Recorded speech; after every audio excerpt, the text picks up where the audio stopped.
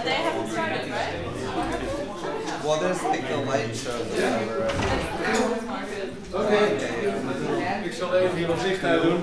Probeer het iets gezelliger te maken.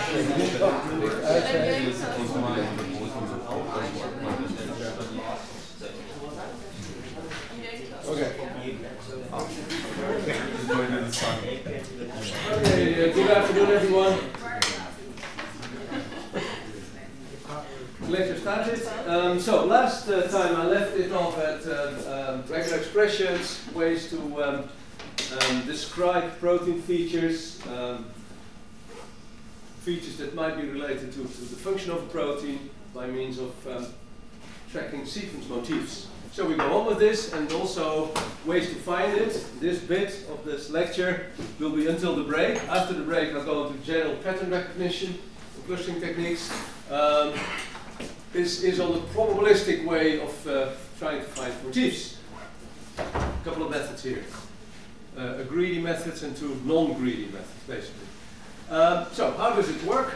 Frequency. So most probabilistic methods, although I talked to you about the profiles, might lose their capability and so on, these methods still tend to work with frequency matrices, which are indeed a simple form of profile, as you can see here as a description for a given alignment like this of bits of DNA sequence, yeah? Where you just add up whatever you observe in a column of the alignment you record in the frequency matrix or the profile for that method.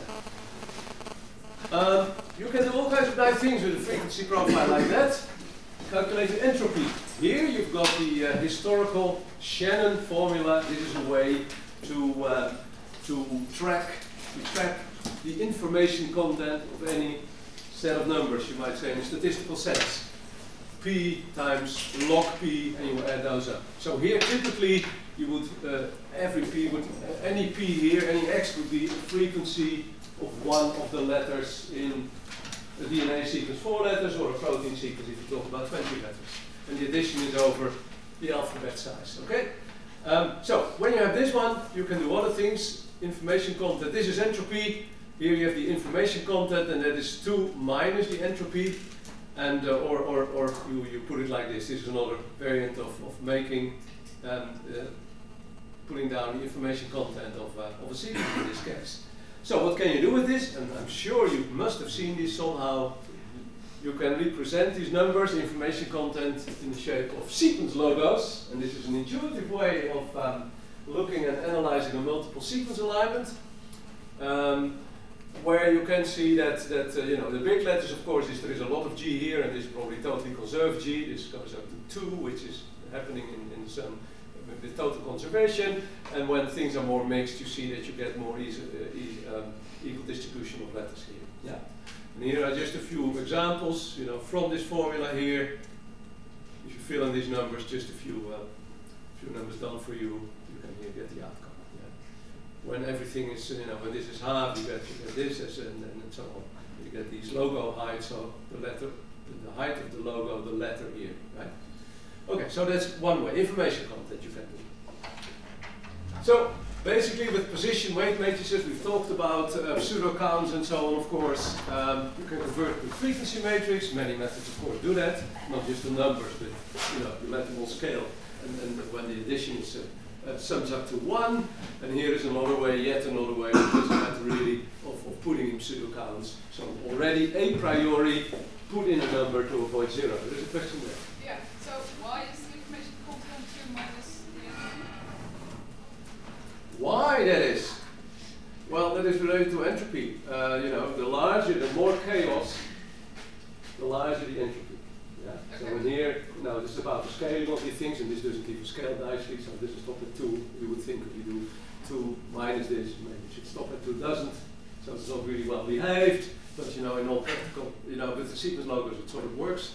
So basically here you say something like, you know, we want to score the order. So take the reverse of that. And the 2 is just, you know, to get it to scale. Right?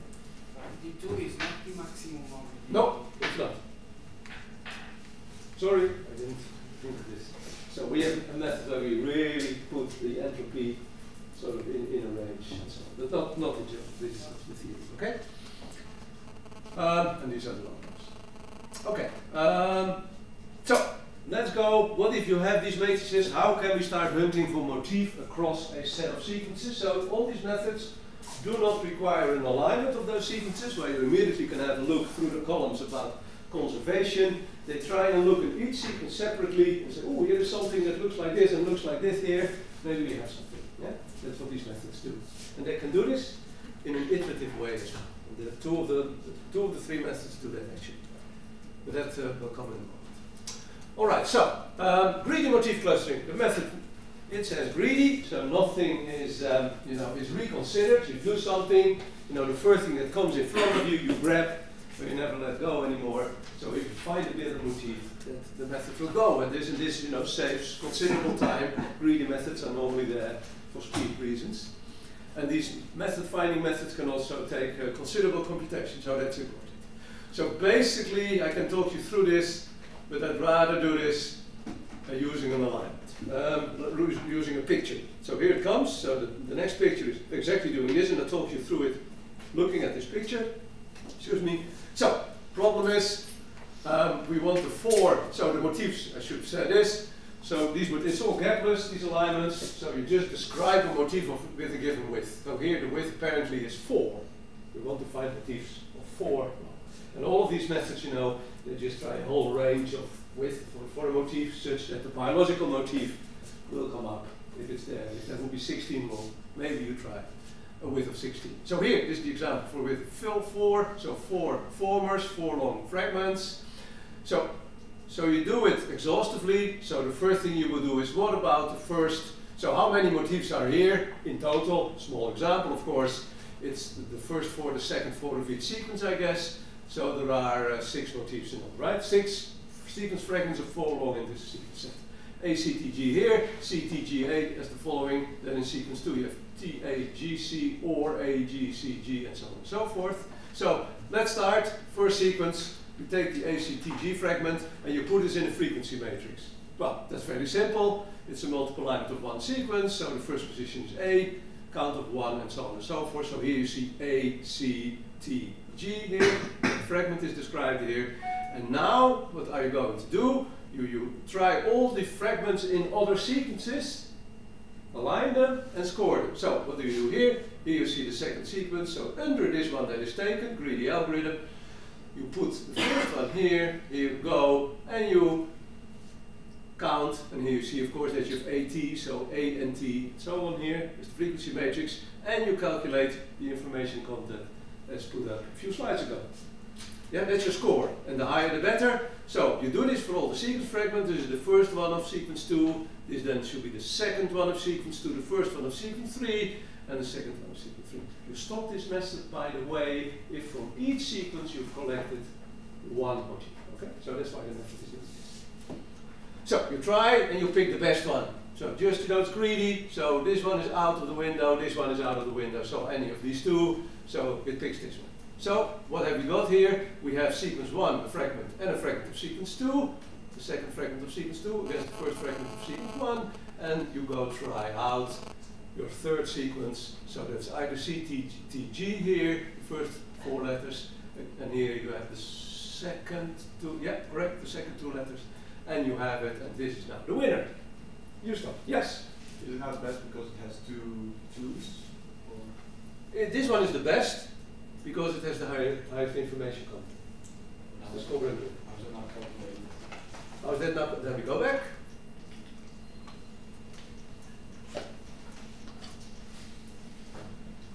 There. Yeah. So the more conserved, the higher. Yeah, okay. Yeah? Any score to do here. Yeah? Something is conservation score, you might say. Was there another thing going on? No? Okay. And you see that these profiles indeed have just one fragment of each sequence, and that is how this greedy clustering method works. So it's just going on, and it might have been, perhaps, you might agree with me, but maybe the method should have taken this one, because then with the third sequence that might have been better, right? This is the greediness, you just pick at any time point. Here you have just the information about the 2 sequences, maybe it's a data set with 100 sequences, so it might be that picking this one would later on turn out to be much, much better. This is a greedy method, it's not. So at best it's a reason.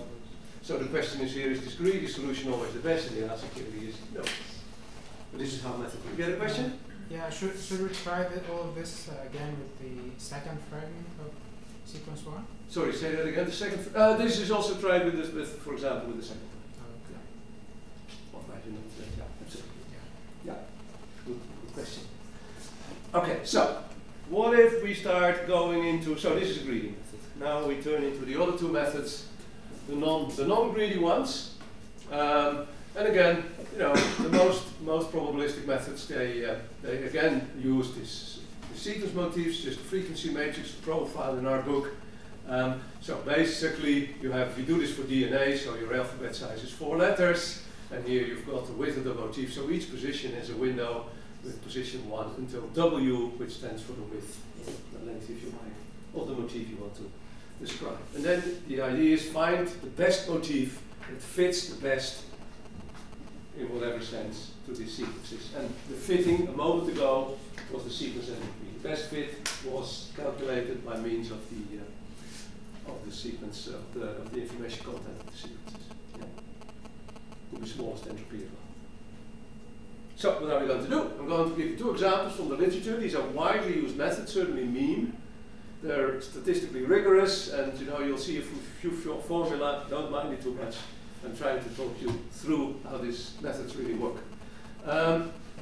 Okay, so they all are about finding a motif of some defined length in a set of sequences, and you know, again, you try with a minimum size of 4, and you end up with a size of 30. You try all of those width, and you find your best length there, or your best width there. An extra thing is what we so far have not done in profiles. They talk about where you have a bit of sequence where a motif might be, and then the bits of sequence where the motif is not. They call those the background, and we keep track in the profile also about the composition of those background bits. So the bits of each of the sequences not in the motifs, okay? And so the first one, as I said, will be the method mean. And the last, who is it the last? It's expected, so is there a title somewhere? You look it up on the internet what it means. Or if it means something, I think it's just memorizing. But probably, if there is anything, EM will stand for expectation maximization. So you guess what this E will be. I don't know. Anyway, it says, you know, it tries to learn motifs. It has no idea about the motif. It says, you know, we have a set of sequences, and basically we want to find something that is repeated, that is well represented in the sequence, right? You find something, and the idea is, you know, you start somewhere, and then you use it, and you look again, and you get a more rigorous description of your motif, and you hope to end up with this fishing expedition that you get a very good motif out of your data. And so you do this by means, so estimating how good a motif is you do by means of using this weight matrix again, yeah? And the method mean. I think if you want to know what this means, you should look at this paper. Yeah. Okay. So it's expectation maximization, and this is not a first for you because you're working with it as we speak. You're training your hidden mark of using this stuff. So we do more or less, we do it in the same vein. It's now for sequence motifs, but it's you know, it will be familiar to you, I hope, enough that you trust this method. So yeah, remember the Bound-Wells algorithm you're currently working with. Also, that has an expectation step, and in this case, here in this method, you try and estimate the motif start side. So the idea is, again, you have a set of sequences. Maybe in the first sequence the motif is here, in the second sequence the motif is there, and you describe it by the start side of a motif. So if the motif is 10 long, and it starts at position 10, it will stop at, is it 19, I guess? It will stop at 90 from 10 to 19 positions. So that's the one, and then the maximization step, the M step, will be to up. So whenever you have these positions of these motifs, you then look and say, okay, now I put them into the frequency matrix and I make a frequency matrix that describes these motifs. That's very straightforward. I leave that to you to decide. But that is, these are the 2 steps we do. Okay, so it's all in the simple in the sense that we don't talk about gaps here, no gaps, and you know, it could well be, of course, that there is a motif with all kinds of spacing. In mean, you would handle those as 2 separate motifs. And then afterwards you look like, I see this stuff sort of always close, so maybe this is one motif with a bit of gap in between. The method mean is not using this, it's not working with gaps at all. So again, it has a set of sequences, it tries to train the motif on. It tries to find the motif in, you might say. Alright, here you go. So here's maybe a motif, you know. When we start, you don't know the motif, but if you guess a motif, you start with something. Here it is. It might be that you find it there, that this is the best place in this sequence, there is the best place in the next sequence, and so on and so forth. And basically, you try to iterate this around to learn the motif, learn the profile, and then say, oh, now the profile changed a little bit, so now it doesn't maybe start here, maybe now the best place is here, and you update iteratively like that. So that means, you know, the hidden part of this problem again is, you know, you have a motif, but then you don't really know where they start. That's the hidden part. So basically, what is always updated is this hidden part, and that is the start sides of the motifs. So this defines exactly where the motif is, given that the motif is without gaps. Okay? So we try to learn that. So how does it work? Here we go.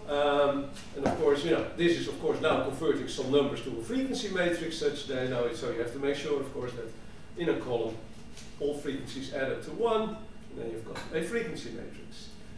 And Pij is the probability of observing the letter in the alphabet 1, 2, 3, 4 in a given column. So J is the column, and I is the row here, so the letter in the alphabet.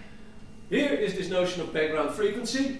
We add it to the profile, so we talk about the motif regions, position 1 till W in the motif, and then we say we have one extra column in the profile describing the background, so all positions that are not in the motif. So if we go back to this picture, that means, you know, here is for this sequence, here is the motif, so this is all added to the motif. What happens here to the frequency profile, and these positions are all considered background. Whatever you estimate as a prior or calculate as your background frequency, you know, you would use for all of these positions. So these all the green bits you see in this picture. All right. So here you go. Here is a background. So it's the sequence is a bit mathematics speak. It's now a two-component profile, namely a description of the motif region and a description of the non-motif region, the background. Okay. Now, if you have a motif.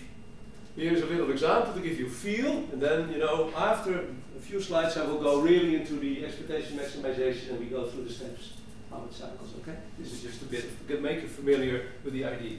So this basically describes, once you have a motif, whatever it is, you have a frequency matrix, you use it to describe the probability that it will start at this position in the sequence, or one later, you can then describe how good that motif, as described in this profile, in the frequency matrix would fit to a given position in any of, in this case, the 3 sequences in the data set. Okay?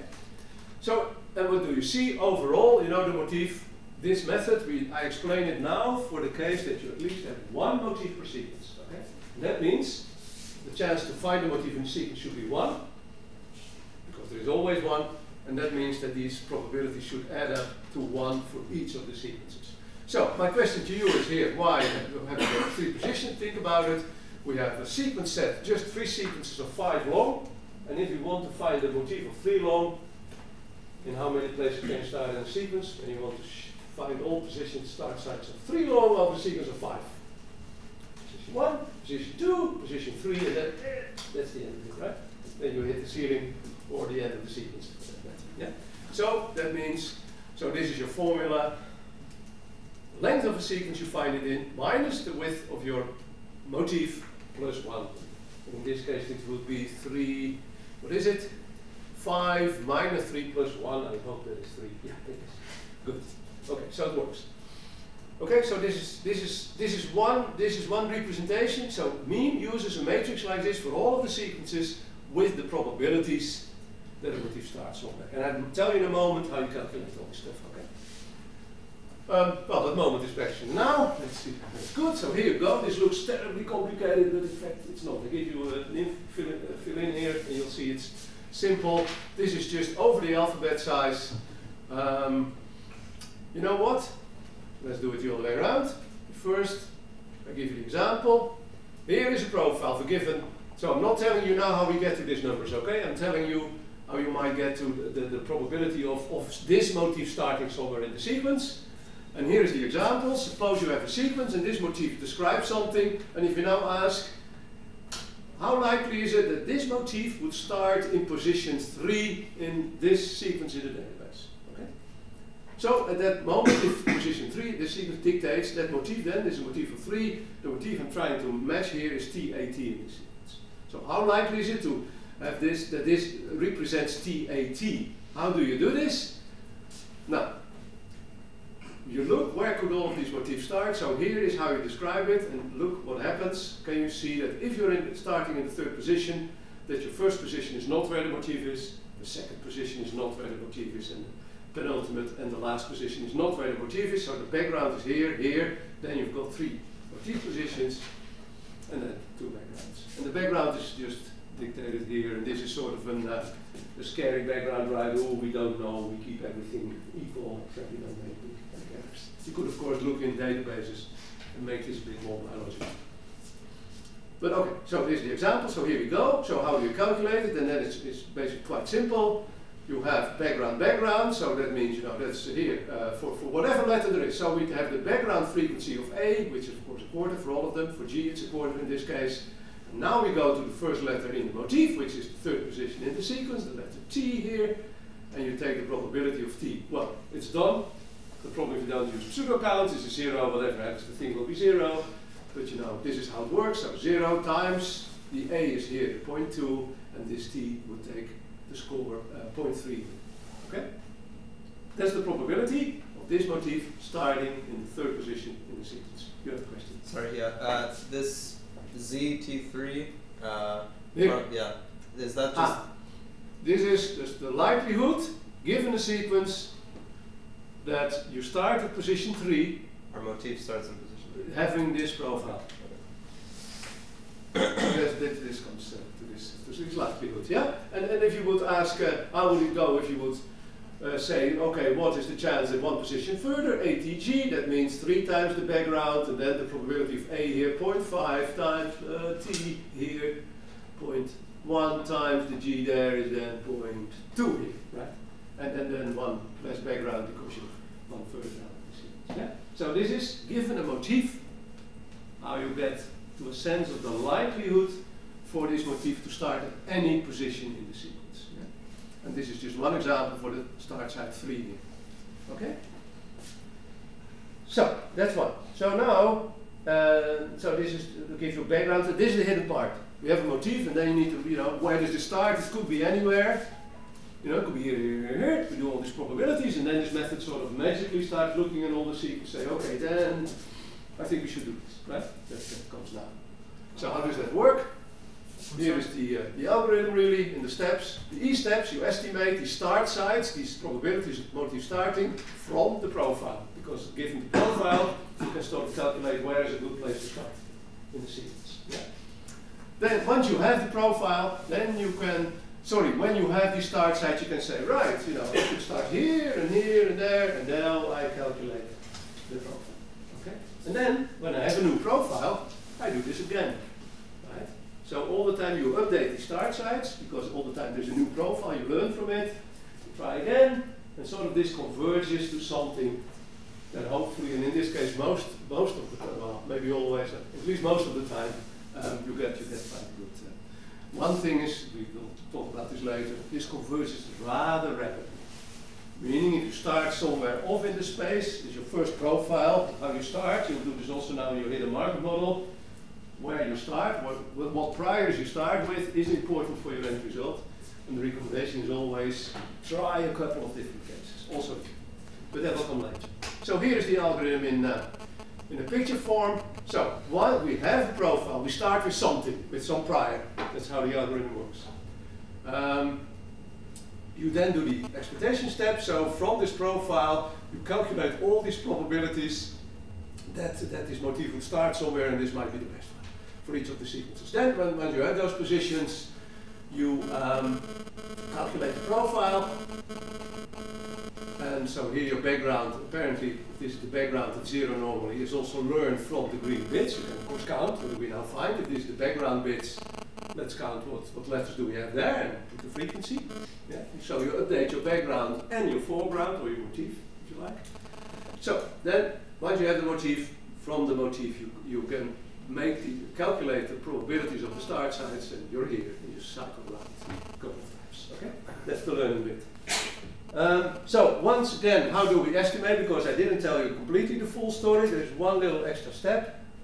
This is again, how do we estimate when we have a profile or a frequency table?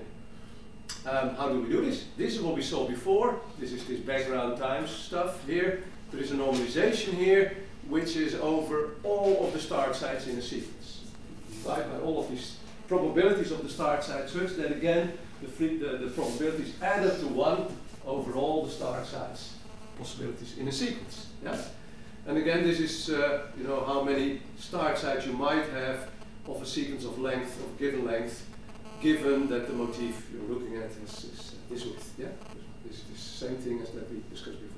And this is just, so look at the same thing, this is just the sum of all of these probabilities over all of these sites in the sequence, and that should be yeah. Okay. And in fact, when you do this, you say, a priori, it's equally likely that a motif could start anywhere. You know, you don't favor anything, you just take, you use the same denominator for everything. So in fact, this is what you call maximum likelihood. The estimator here, just what you also do in your hidden market model at the moment, you estimate your E step using maximum likelihood. Now, once again, here we go again. This is just the same thing. So we've seen this another example, but you know, you see here how once again how it works. Here we're all about, you know, what if the motif would start. It's a motif again of 3 long. This is the background. This is the frequency matrix. The question here is asked: what if this motif would start in the first sequence? So you would have the first 3 letters of that sequence, AGT. This would then be, yeah, and the background frequency. And if you go to the second position, you would talk about the fragment GTA, and you would have this way of calculating. Yeah, you shift like this through till the end. Yeah, and again, you normalize this denominator. Preceding slide is just all of these calculated probabilities for each position. You use the denominator, and that means that then in the start site per sequence, the total probability equals to 1. So on account of my normative per sequence. Excuse me? Considering all the positions, so yeah, 4, yeah. 5. So here you would say I can start in position 1, in position 2, position 3, position 4, position 4, and position 5. That's the last one, given that you can go for 3. And you would add up all of these 5 probabilities and take that and divide all of them by that. So you know, you just normalize your. Yeah, but I get 1 only if I consider also the other 2 positions, G and C. You mean what do you mean by position? Position in the sequence? Yeah. Yeah, that's what I'm trying to say. So this is the way you try position 1. Here is you try position 2. You try position 3, 4, and 5. Yeah, Add those up. Add these all up. All these things you calculate here for these 5 cases, and divide, and that is this here. So whatever is whatever this is divided by the total sum, and that means that you know everything has a 2. That's how you normalize. I see still some eyes that are wary, so let's try. So you have these probabilities, the probability of starting in 1, the probability of starting at position 2 in the sequence, probably starting in whatever you have, right? For the motif of 3 long, you stop at n minus 2 in the sequence, and then you take the sum of all of these. Yeah, that's a number, and then for each of the probability for the first position, you take P1 divided by this number. And P2 becomes P2 normalized by the same number. Yeah? And that means then for the whole row, these probabilities will of course add up to 1. No one way, right? Okay. That's this. Equals 1. Yeah? That's what that means. If that answers your question. Yes. Okay, good. Okay, so that's what we did for the start sites. And so basically, maybe I should I go to this picture? You know, you remember the picture with the arrow start side? Here, it makes, I'll show you in a moment, it uses it probabilistic. It's not saying just one position in that sequence and one position in this sequence are used. It's used in a statistical way, but that comes in a moment. So, this is the M step, we did the E step. So, having a profile, we calculate these probabilities of the motif starting anywhere in the sequence. Once we have those, we can now say, right, now we have these motifs, now we're going to fill the profile. That's the M step. And that is what's happening here, and you do this for two ways. Remember, the profile has one column for the background, and W columns for the width of the motif. So, that means the column 0 is for, and here for the J's, I guess. Yeah, so J here is the motif. So the first column in the profile is for the background, and 1 until W is for the motif. And you update this value like this. And what is this doing? You just say, okay, basically for the background probability, you're just going to count all the letters A, all the letters C, all the letters T and G in the background positions of the sequence when, you know, given that the motifs are somewhere. Then for the, this is the form. You also count in the motifs. What do I get? And I guess I should give you a feel how that works. This is the overall description. Basically, this is how it works. Just a sort of simple example. If you have these sequences as the input set, and you're hunting for a motif of length 3, suppose this will be the start probabilities for each of the positions. Each row adds nicely up to 1, I hope. Yes, it does. Very good. Now, here is it. What should I fill in as the first letter of the motif? The first position in the motif, then will be a letter A. So in that profile, right, now the first position, so you have column 0 for the background, and then this first column will be for the first position in the motif, and the question here is, what do I fill in the A bit of that profile, right? That goes like this. Look at it. If you want a motif of 3 that starts in position 1 with an A, where do you find the possibility in the sequences? Tell me. I give you one example. Here it works. Here I can have a motif of 3 long starting with an A. You see that? Is there any other place in the sequence where that could work? What about this A here? No, because it's too late, right? What's the last A in the sequence that would work? In position 3. Look in position 2, what do you say? It's a dire case, no A starting there. What about position sequence 3? Now we get a bit more happy, I hope, because you see that the first letter counts here. You can take that one. The motif will be ACA, and here is even a second possibility, which would lead to the motif AGT for this sequence, or for the sequence fragment AGT for this sequence. So this is what you take. You say, so this is the statistical sense.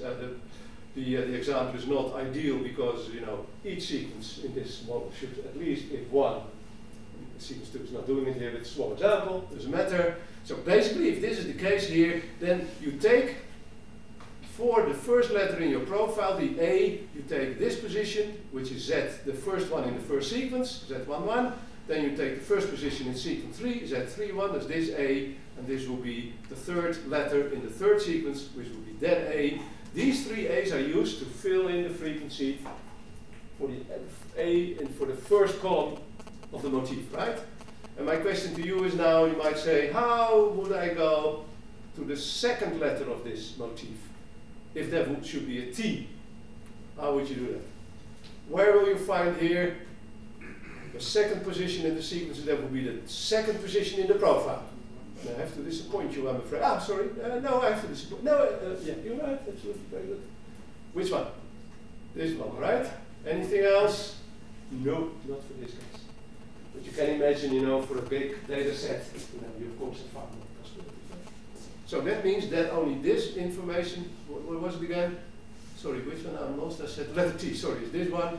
So this motif would then be used for filling in the letter T in the second column for the motif. Right?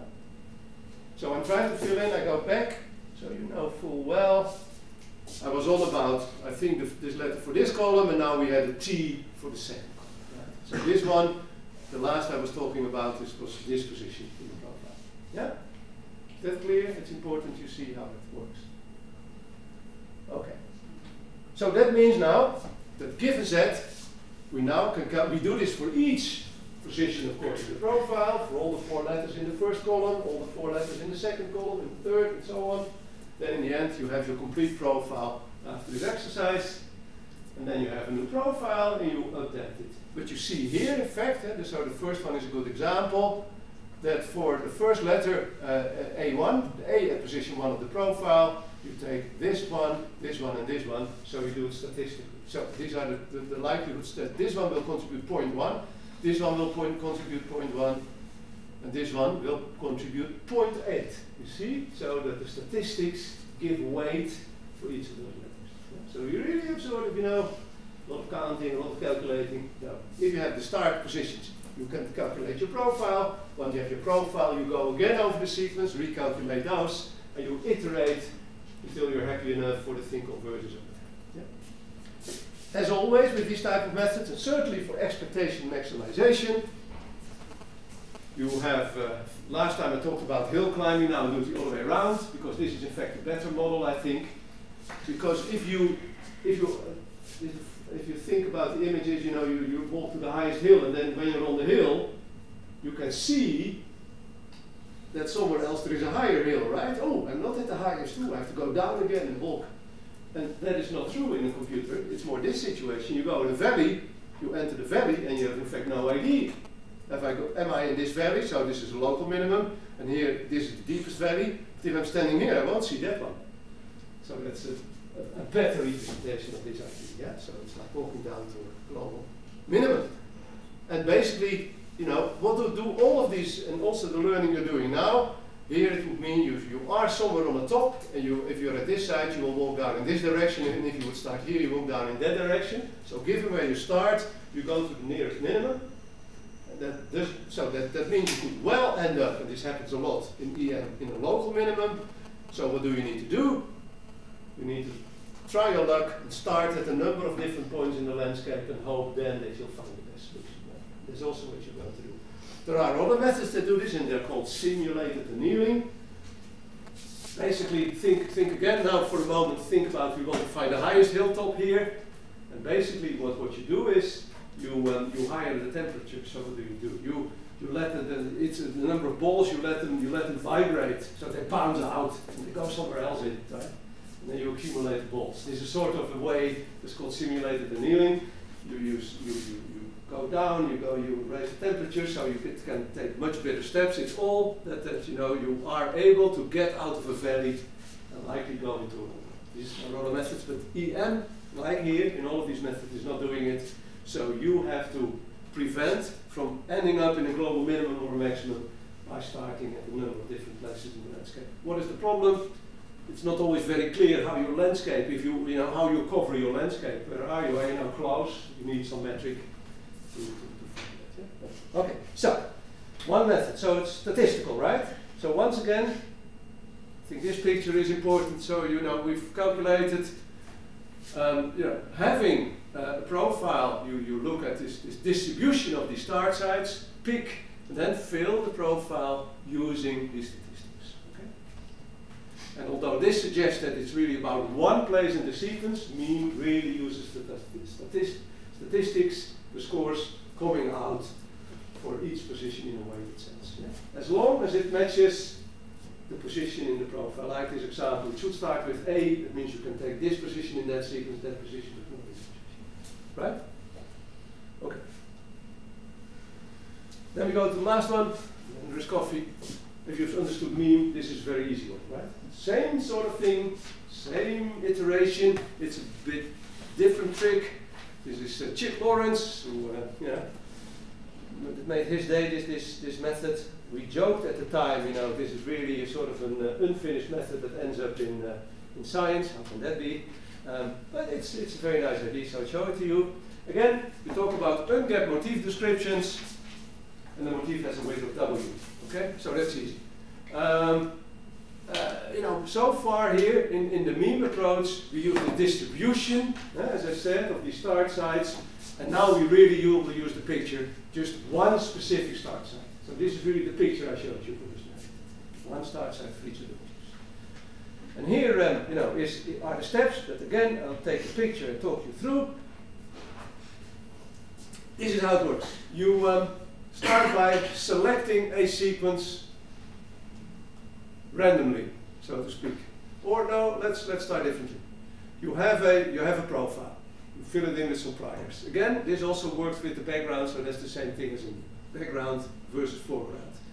So you start with some profile, then you select one sequence randomly. You shift this profile over the sequence. Could start here, could start there, could start there. You take the one scoring the highest. I don't even know what this method is doing. Some kind of entropy, whatever. Right? Takes the best position. So suppose this is that position. And in that sequence. So now what it does is, it forgets now about the sequence, does the same thing given this profile for all of the other sequences. And now updates the profile for these start sites in the other sequences, forgetting about the sequence we're talking about. So not the sequence with the blue arrows here that was selected. We do it for the other sequences. Fill the profile with the values in the same way as Meme is doing it, given these exact start sites. And here's discounting this letter here and that letter there, whatever it is, and you fill in the frequency matrix. Quite simply, you update the background by the green bits of the sequences. This is now your new profile. And what do you do now? Now you take this profile and update the start site for this sequence. Right? We started with something, we updated it given the situation in the other sequences, the best start sites. Now we have an updated profile, and now we update the position that this profile would start in the sequence, and that might well then be another position in the sequence. Then you update this thing again. You do this, you select all the sequences like this, update, select another sequence. Do this one time, maybe do it a couple of times, whenever you feel you've got the energy. And that sort of updates also in an iterative fashion by this selecting of one sequence and then updating through all the other sequences that were left out in the selection here, and then do it again. And so that is a more easy way of learning, more direct way. And so not this concept of these starting probabilities is not here. This is really about a single start site. Yeah? Can you see it happening? You start here, you go here, you update the thing. One sequence is updated, so the block with the blue arrow starting there might shift. That means you got another situation, you select another sequence. This bit in this sequence now will make a difference, so the profile is updated slightly. And so the idea is you start with maybe with a ridiculous profile, because you don't know when you start. And hopefully by building up the patterning from the sequence, what the sequences tell you, you learn from it and you refine your profile. Right? And hopefully you end up with something decent.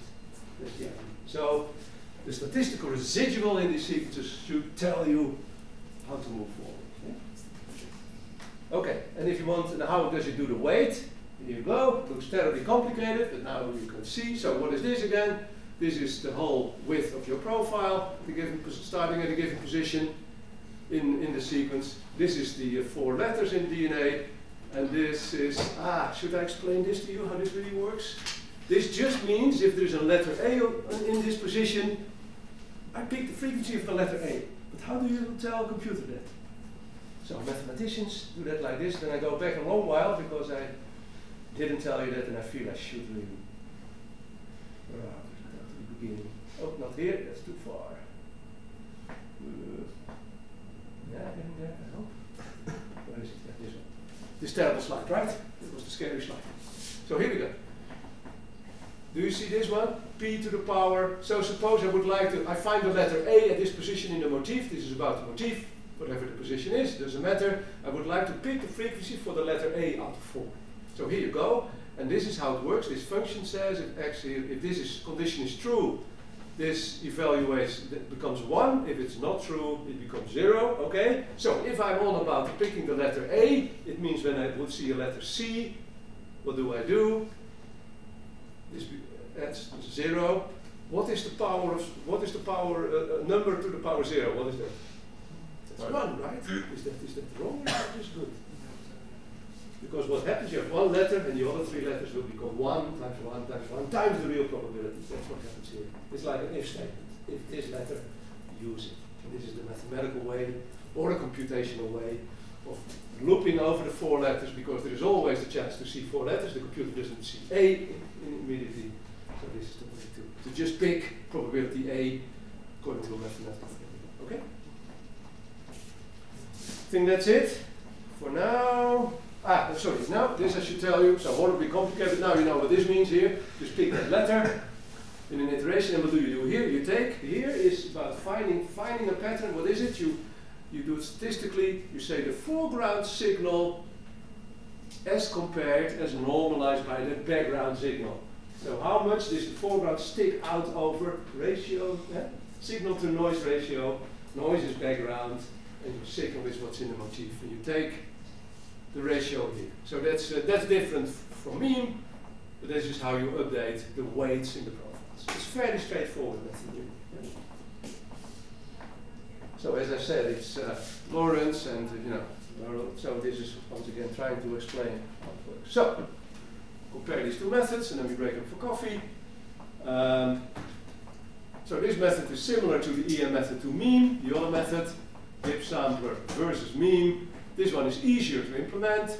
It is sort of less dependent on initial parameters, start sites, but it's more dependent on the sequences really should have a motif. That's not less true. You really need a hit in the sequence, otherwise this update step won't work. You go, this method will completely, what happens if it is a sequence that doesn't have the motif? Biologically, it will still find the best spot and uses that, and so it obscures your signal, right? And with mean, and the probability will go very low. So mean sorts that out itself. This method does not. Yeah? So, and then, because of those reasons, it does a bit less systematic search of the parameter space. Differences between these methods. Here are some recaps you can read about the whole lecture, including last week's and this one. And I guess coffee time if there are no questions. Yeah? This was the hard bit. After the break, it's all very easy and hopefully nice in methods. Take a coffee the Friday and well, I hope.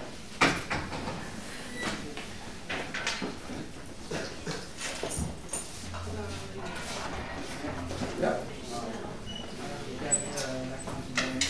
Sorry, you're not starting? Where we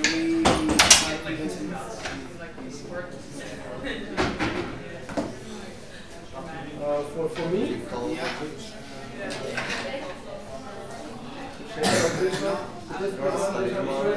you going to